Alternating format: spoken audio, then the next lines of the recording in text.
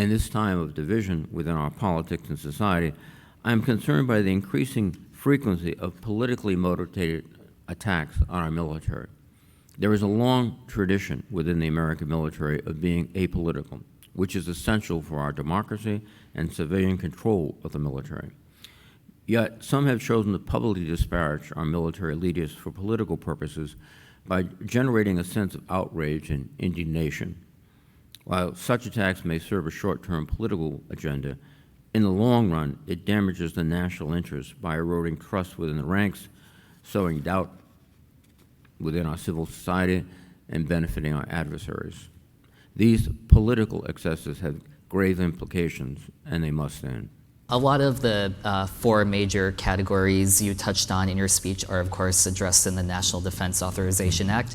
And I'm sure one of the questions on the top of everyone's minds right now is, when do you think the Senate will realistically be able to move the National Defense Authorization Act? Would that be before the midterm elections, especially when the appropriators haven't even agreed to a top line yet?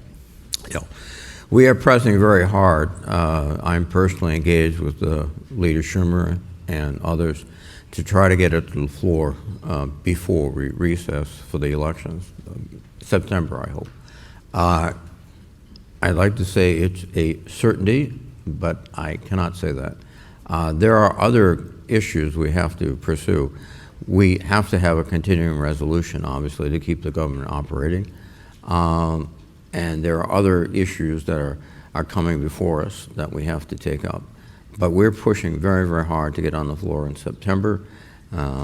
It would help extremely if we could work out a sense of timing with my Republican colleagues in terms of how long we'd have to be on the floor. But we're pushing hard. I can't guarantee it. I just tell you, I'm trying. And another major provision in the NDAA would authorize $2.7 billion for additional munitions production. We've sent a large amount of our stockpiles of Stingers and Javelins to Ukraine, and a lot of the supply chain issues and workforce shortages that you touched on in your speech have hindered the defense industrial base's ability to replenish these stockpiles. So in addition to authorizing all this funding for munitions, what else needs to be done to increase munitions production? Well, I think what we've discovered as a result of the last several years, the pandemic and then the battles in Ukraine, is that our industrial base, our defense industrial base, is not as robust as it should be.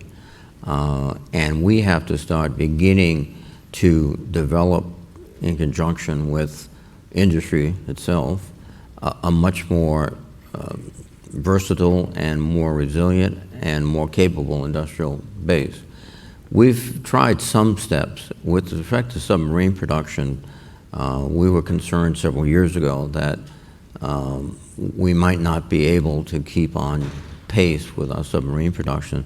And so in the NDAA, we authorized funding up to about $150 million a year, specifically designed to help the submarine industrial base, to identify problems in production, to increase suppliers, and also one of the areas was cybersecurity, which we found to be a difficult problem.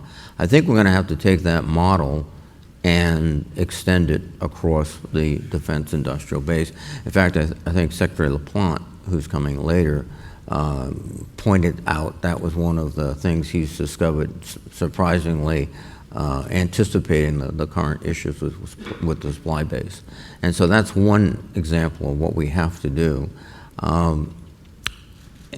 And I'm sure there's many, many more, but we're now in the process of beginning to not assume that we have the most, we have a industrial base that is capable of dealing with some of the issues we will in the future. We've seen a lot of these items that Taiwan has ordered, like harpoons, for instance, where using presidential drawdown authority to get them into Ukraine, which is separate from the foreign military sales process, but obviously, the defense industry has to produce them. And the Biden administration recently put in a request for another $13.7 billion in Ukrainian aid. A large portion of that is military aid. They want that as part of the CR. This would be about $60 billion in support that the U.S. has provided to Ukraine so far. Has that level of support been adequate? And as this war goes on, how much more money do you think the U.S. will have to spend? And is there a sustained political will to keep passing all these supplementals, especially if the Congress goes to Republicans in the midterms? Well, there must be a sustained political will, because this is not just an issue of Ukraine and Russia. This is an issue of freedom and the democratic values across the globe, particularly in Europe. Putin's plans don't stop at the Ukraine. He's made it very clear he wants to restore the Russian Empire, which would include free nations like Latvia, Estonia, and others, Lithuania. And so this is a battle, and that's what I think has galvanized the Europeans. This is a battle not just over some terrain that's disputed. This is a fundamental battle between Putin, an autocrat, and the free world, and we have to stay at the fight. I think this has brought us together. I see a great deal of cohesion on both sides with respect to Ukraine. The factor I think is going to be the most critical one is the will of not just the American people, but our European allies, particularly when we start facing things like diminished energy supplies. Europe is facing that right now. No one makes the connection, or few people make the connections between gasoline prices and freedom in Ukraine.